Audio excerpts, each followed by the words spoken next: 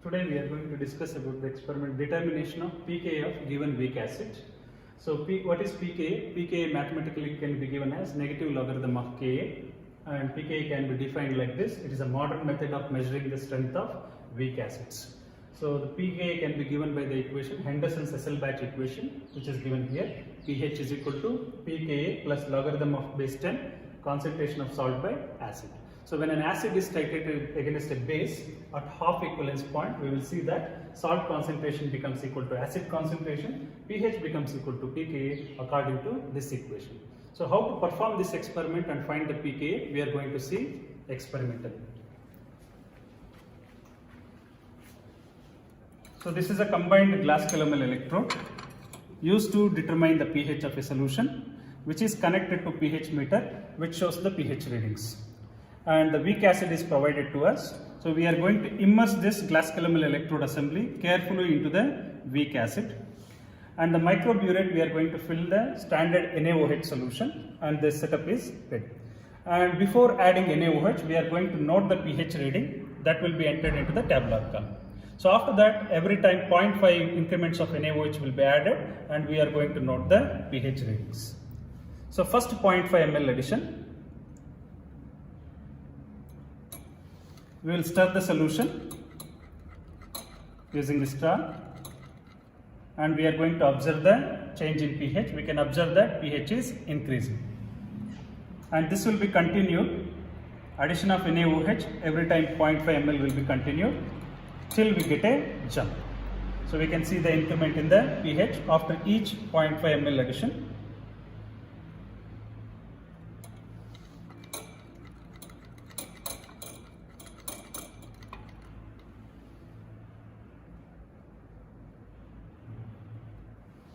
So this we will continue till we get a jump in the pH. So we can see the significant improvement in the pH.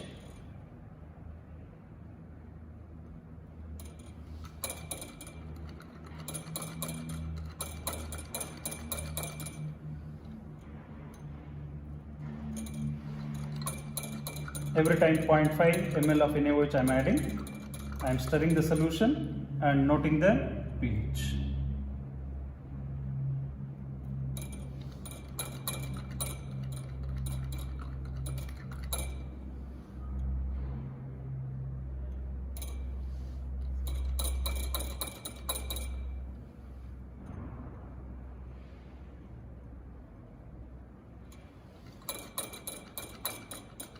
Now you can observe pH has suddenly jumped to a high value, somewhere around 5 to 6, it has jumped to 12. That means it is a significant jump. So it is nothing but equivalence point.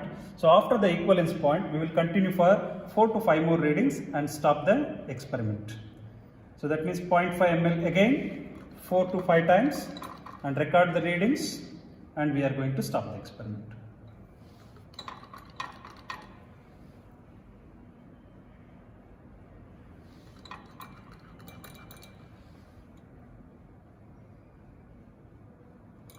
Yes.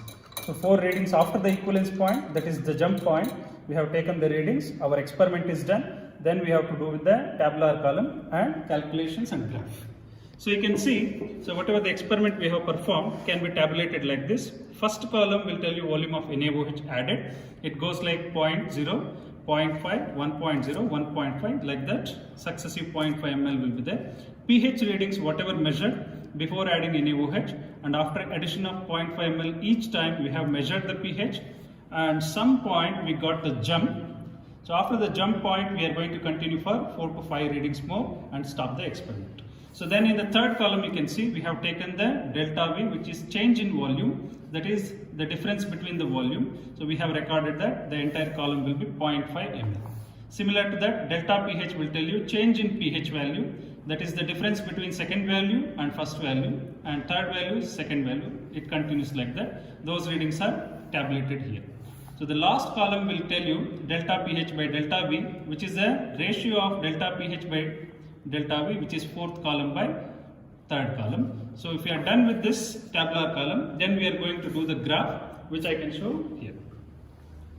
So to determine the pKa, we are supposed to plot two graphs.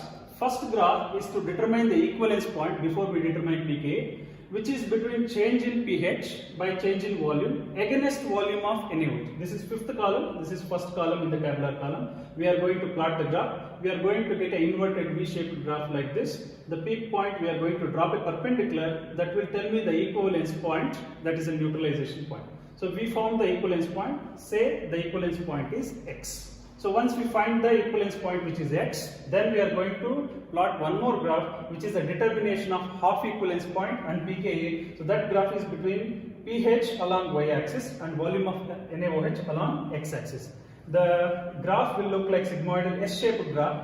So along the x-axis we are going to find the half equivalence point, which is the ratio that is half of the equivalence point X, that is X by 2.